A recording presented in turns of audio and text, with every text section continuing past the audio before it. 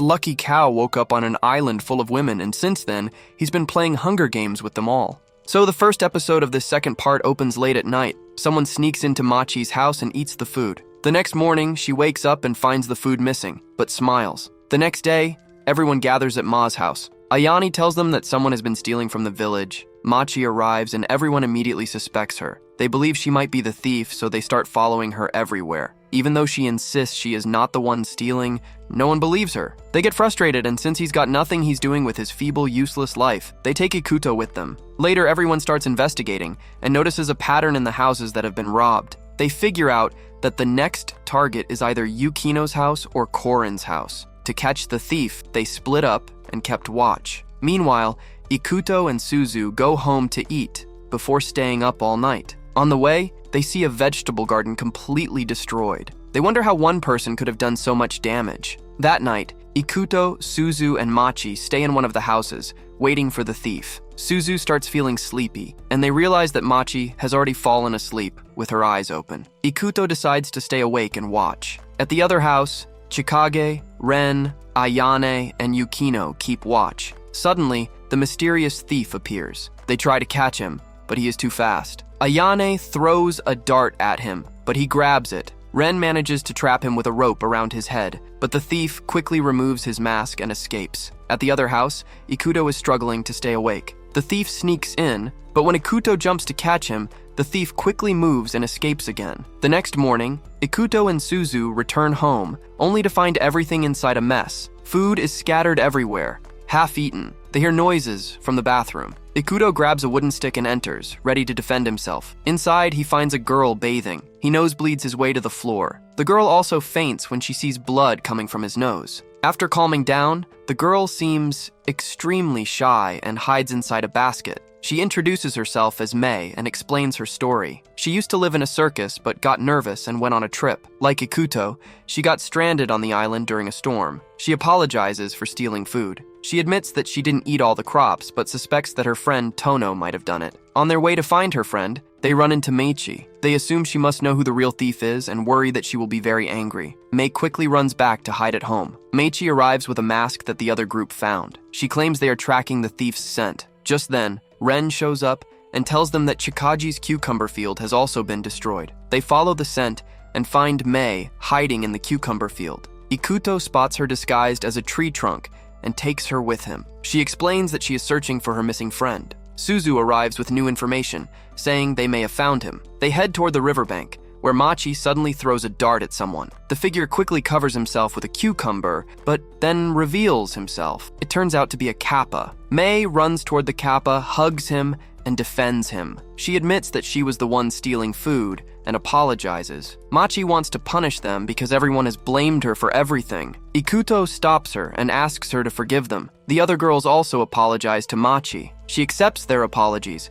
but the kappa suddenly bites her, and they start fighting again. While Machi and the kappa argue, the other girls become curious about Mei. They surround her and start asking her many questions, eager to learn more about her. Suzu and Ikuto are busy fixing a windmill near their home. As they work, Ren shows up carrying a chest of drawers. Suzu tells him that Mei and Tono have become official residents of the island and will be living in the windmill. Ikuto asks about Mei, and Suzu tells him she is in the field with Tono, gathering vegetables. Meanwhile, Mei is trying to ask for help from the people working in the field, but since she is dressed as a tree, she ends up scaring them. Back at the windmill, Suzu and Ikuto show Mei her new home. Everyone pitched in to make it nice for her and Tono. She looks around, feeling grateful. She tells them it's perfect. Then she shares a story about how she and Tono ended up together. She says they used to live in the northern forest, but were always being chased by a two-tailed taiga. She also explains how she met Tono. She had been traveling to overcome her fear of people, and one rainy night she hid under a bridge. That's where she found a sacred seal.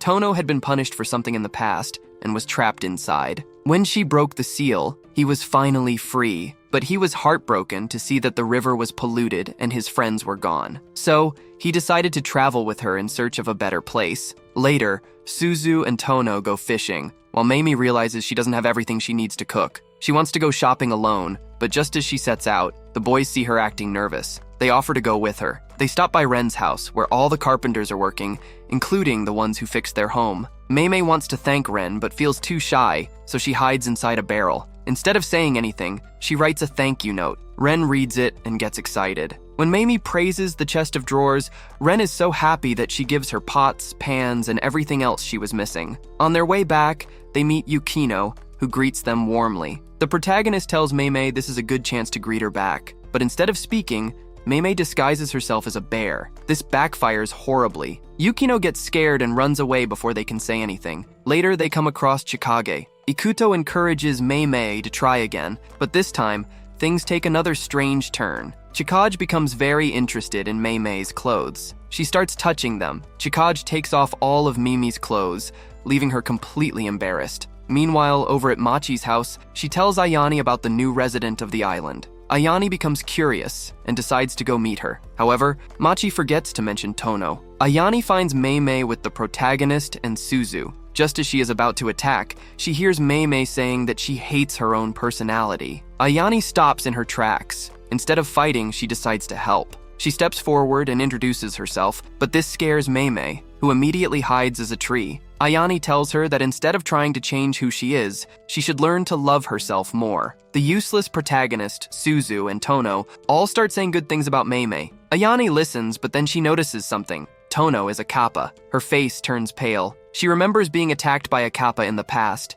and without thinking, she runs for her life. Tono, hearing this, suddenly starts chasing after her. He wants to know more about her experience. Ayane panics and runs all over the island, with Tono right behind her and the boys following close behind. The chase leads them near a cliff. Ayane is too scared to notice how close she is to the edge. Meimei sees this and acts fast. She jumps onto a tree branch and lands in front of Ayane, hitting her with her knee just in time to stop her from falling off the cliff. Back at Machi's house, she finally tells everyone the truth. She used to dress up as a kappa to scare her sister. Meimei and Tono stare at her in shock, disappointed that she was behind it all. At that moment, the other girls arrive. They show Meimei all the things they prepared for her to make her feel welcome. Chikage made a dress just like hers. Ren brought more utensils, and Yukino presented a rare species of island bear. Meimei looks at all of them, feeling overwhelmed but happy. She thanks them, and for the first time, she no longer feels embarrassed around them. The island is changing. A creature has appeared in the sea and is challenging the leaders, wanting to take their thrones. Meanwhile, Suzu is showering with tonkatsu when someone suddenly opens the bathroom door. At first, she thinks it is Ikuto, but then she realizes that is impossible. Another tonkatsu appears in the bathtub, scaring Suzu. She screams, and Ikuto rushes inside. She throws herself in front of him, shouting about the two tonkatsus. Suddenly, one of them transforms into their master. Later, during dinner, their master explains that the leader of the East, Pandoro, and the leader of the North, Taiga, have been defeated. The protagonist must deliver a message to the leader of the West. However, the leader of the West is missing, and the truth about what is happening must be uncovered for the sake of the island. The next morning, Suzu prepares breakfast and asks the protagonist to take a dish to their chicken neighbors. He delivers it, and after talking with them and receiving a small gift, realizes that he is getting used to living there and talking to animals. He returns home and shares his thoughts with Suzu. She also feels the same way, wishing they could stay together forever, but he does not hear her well. Their master, still eating breakfast, suddenly suggests that they get married. The useless protagonist chokes on his food. Their master then announces that he must leave before the leader of the East seeks revenge, and things get worse. He gives a description of the one challenging the leaders, and the protagonist realizes it is Tono. At Maimei's windmill, she is having breakfast with Tono when Pandara returns, looking for a rematch. Tono steps outside, ready to fight, but Meimei tries to stop them. Pandaro, instead of listening, falls in love with her at first sight. He grabs her, making her cry in fear. He declares that he will take her away and make her his wife. Tono attacks, and Pandaro fights back. At that moment, their master, the leader of the South, appears and stops them. He reminds Pandora that they are the leaders of the West territory and fighting is not allowed. Pandora trembles with fear, making the protagonist wonder just how terrifying the leader of the West must be. Pandora refuses to release Meimei. Their master warns that if he does not, he will have to fight for the title of the leader of the West. Instead of fighting, Pandora panics and runs away, still carrying Meimei. Ikuto,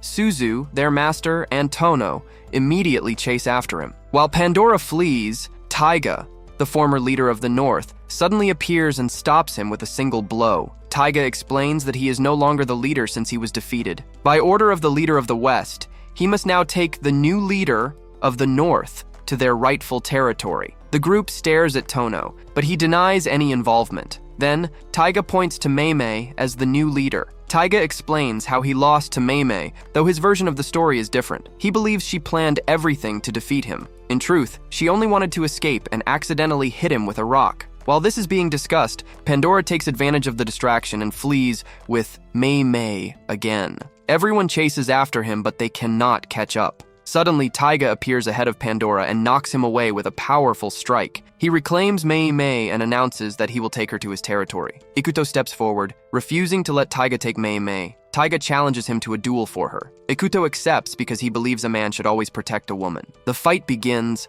and Taiga proves to be very skilled. He lands several strong blows on Ikuto. Suzu, watching the fight, wants to help, but Ikuto stops her. In the distance, someone is watching everything unfold. They talk to their companion, Taka Taka, and decide to help, but wait to see more. Mei Mei watches as Ikuto struggles, his injuries worsening. She agrees to go with Taiga to the north, hoping to stop the fight, but Ikuto refuses to let her. He stands up, determined to continue. Taiga declares that he will end it with a single, decisive strike. Ikuto tries to dodge, but his legs give out. The force of Taiga's attack rips Mei Mei's clothes, causing the protagonist's nose to bleed at the sight. Taiga, momentarily blinded, is caught off guard. The unknown person who had been watching finally steps in. They quickly approach and tell Ikuto to strike between Taiga's two tails. Ikuto follows the advice and defeats Taiga with a single blow. With Taiga defeated, Mei Mei can now stay in the village. Taiga,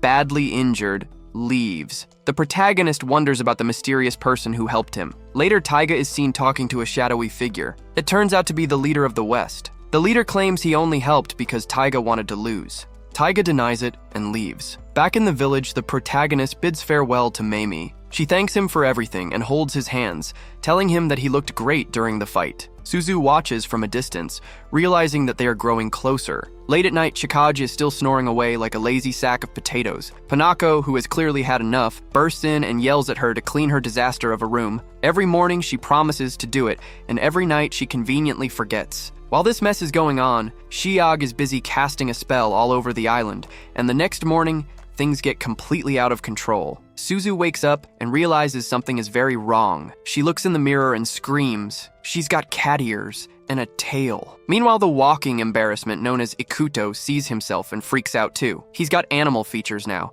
and Tonkatsu, who was already a pig in personality, has actually turned into a real pig. As they step outside, things only get weirder. All the animals in the village are now humans, which sounds cool until they realize that the chaos level has shot through the roof. Just as they start heading to other houses, they see Yukino, who is now a giant bear. But instead of roaring and causing destruction like a proper bear, she's being carried around by some random girl who introduces herself as Kamu Kamu. At the windmill next door, Mei Mei has turned into a monkey, and Tono, who everyone thought was a guy, is now a woman. Suzu and Ikuto just stand there, blinking, trying to process the mess in front of them. Their adventure of confusion continues as they come across a puppy and a squirrel. But no, it's not just any puppy and squirrel. It's actually Ren and Makoto, his little sister. At this point, logic has completely left the building, and then, out of nowhere, a stunning girl walks up, wishes them luck, and disappears. Nobody knows who she is, but there's no time to think about it. When they finally reach the village, absolute madness greets them. Everyone has changed, but Chikage? Nope. She's the same as always. She casually tells them that she's the reason for the transformation, having cast the spell on the entire village. Suzu and Ikuto start demanding answers, but Chikaji is too busy pulling nonsense tricks with her magic hat. First, she pulls out a giant bird that immediately flies away. Then, she tries again, and this time, rabbit ears pop out. But instead of pulling out a normal rabbit, she yanks out Ayane, who is only half transformed. She's got bunny ears, feet, and a tail, looking like some kind of weird experiment gone wrong. Ayane explains that she avoided full transformation by dodging the spell, but to do it, she sacrificed her sister, Machi. Speaking of Machi, she suddenly comes falling out of the sky like a rejected superhero, except instead of landing gracefully, she crashes right into them. She's furious. Ayane and Suzu decide they've had enough of Chikage's nonsense and team up to force her to undo the spell. But Chikage? She doesn't care at all. She just laughs and flies away like a maniac.